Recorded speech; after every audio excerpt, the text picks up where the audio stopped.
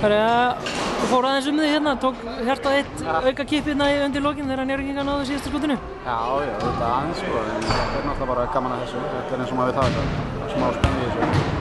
Sanngjarn sigur? Sko, þeir eru svona jafnir leikir þá, en það er erfitt að segja eitthvað sem sanngjarnt sko. Bæði liðin lögðu sig gríðarlega vel fram hérna í dag og í rauninni áttu bæði liðin sigur skilið sko, en þetta er frábært fyrir okkur að klára þessu. Jafn leikur, er hægt að tala eitthvað eitt sem færið ykkur hérna sigur inn í kvöld?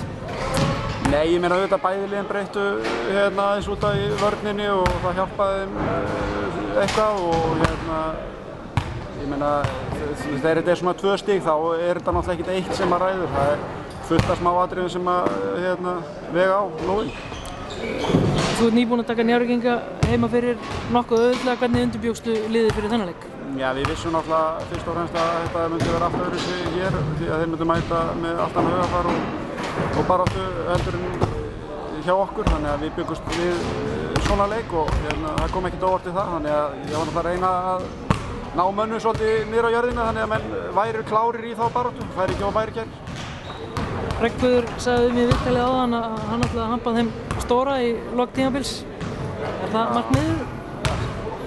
Já, sjálfsögðu.